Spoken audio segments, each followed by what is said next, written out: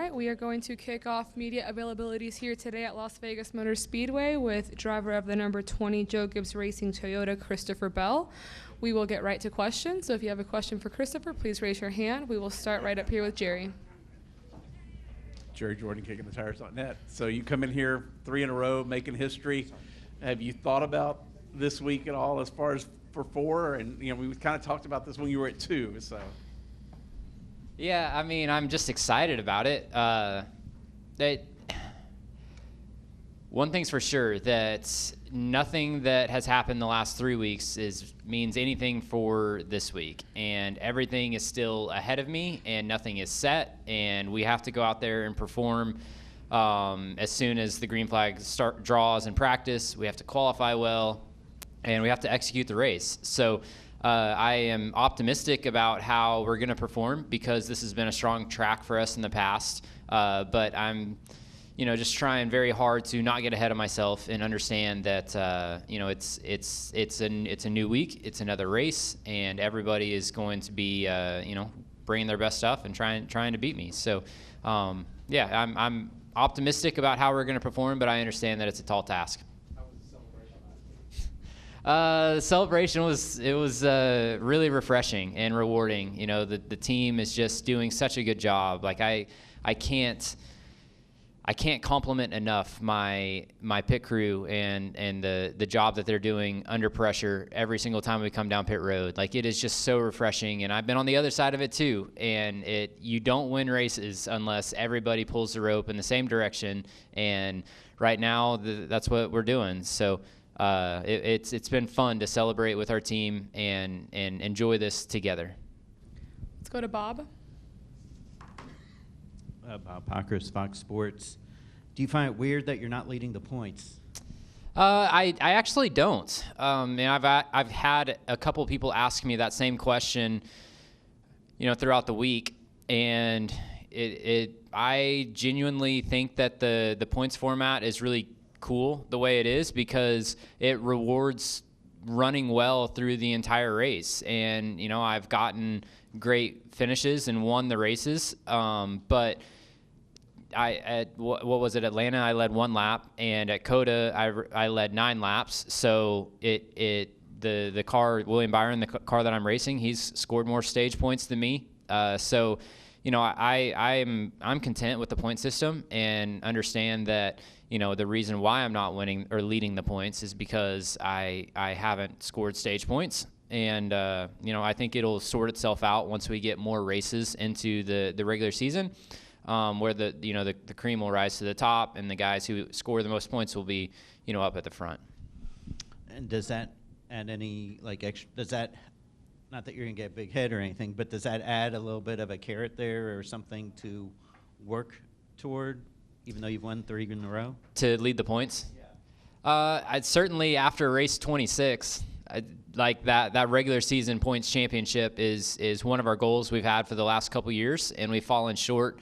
Obviously, I haven't ever won the regular season championship, but that is definitely a goal. And getting those 15 playoff points is a really big deal, a really big advantage once you get into the postseason.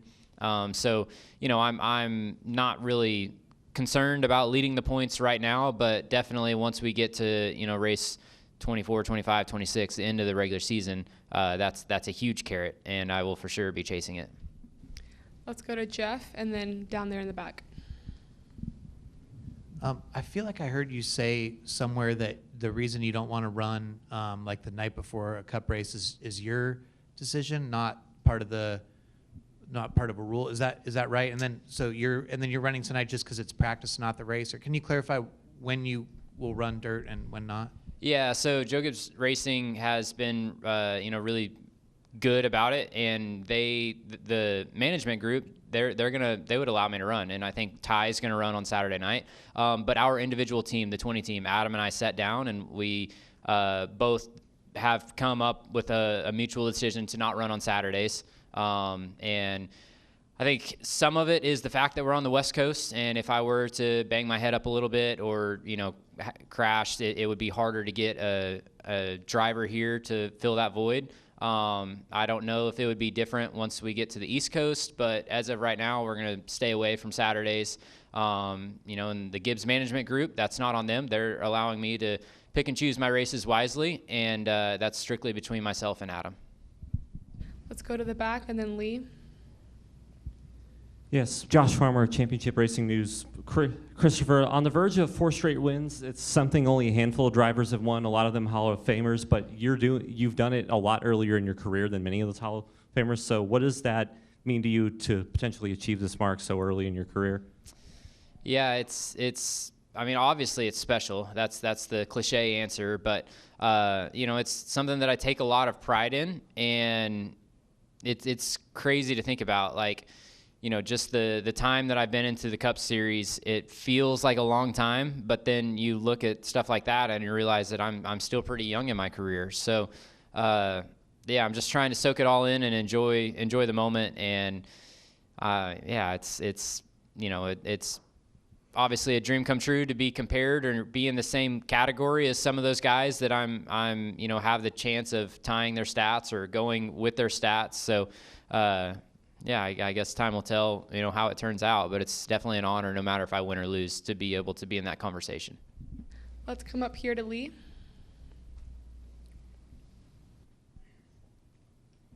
Lee Spencer, Sirius XM NASCAR Radio and CatchFence.com. I was curious, had you met Casey Kane before yesterday? I mean, were you guys familiar with each other? I have, yes.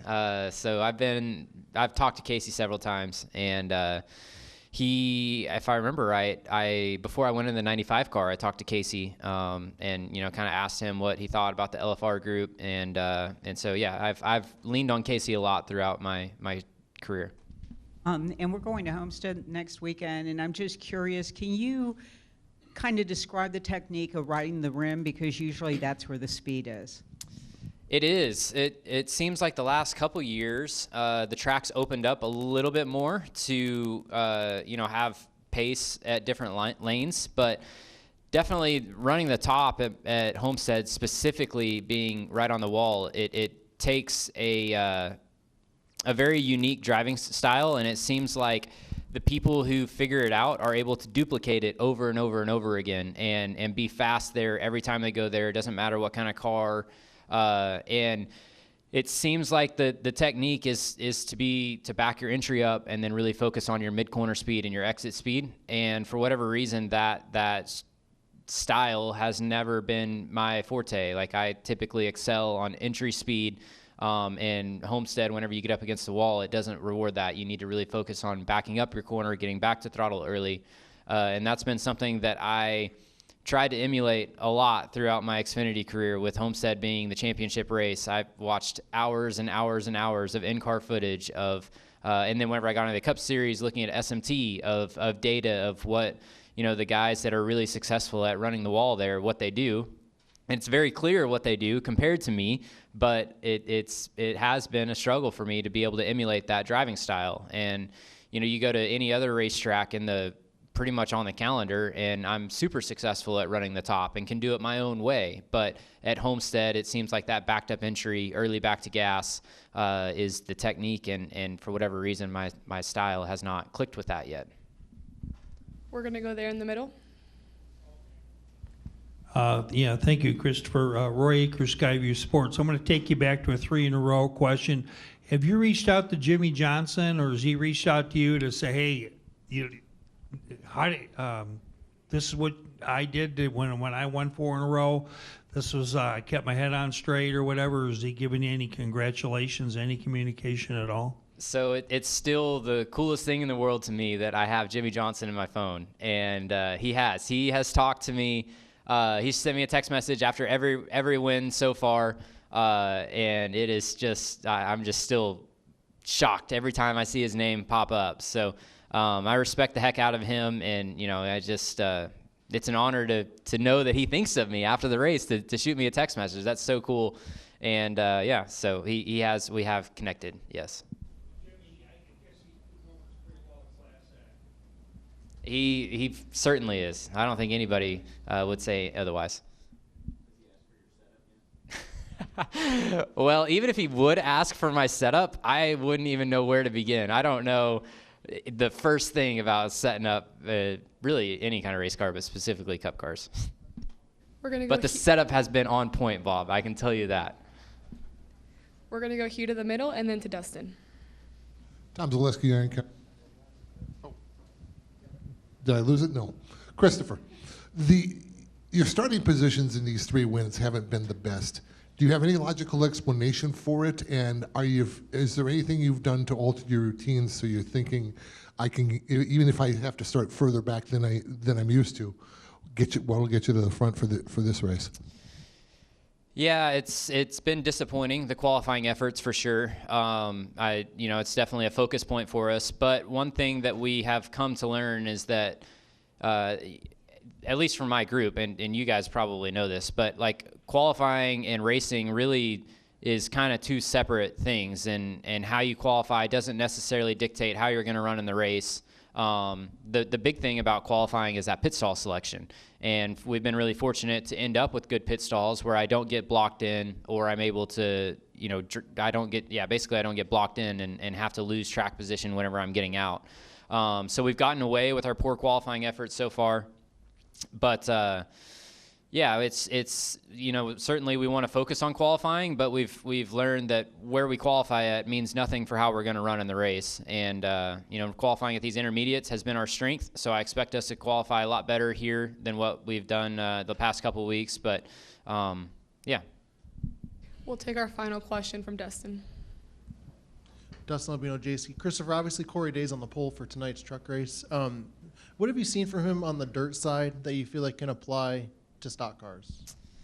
Well, I just think he's, another guy coming up like myself and Kyle that has a lot of raw ability. What the dirt racing teaches you is it teaches you to run off of instinct and car control, and you're always searching around. So there's a lot of strengths that come from that discipline of racing that he obviously has. So I would not be surprised at all if he comes into the sport and takes it by storm, like the 2 of us did. So he certainly has the skill set that we do. All right, thanks for the time and good luck this weekend.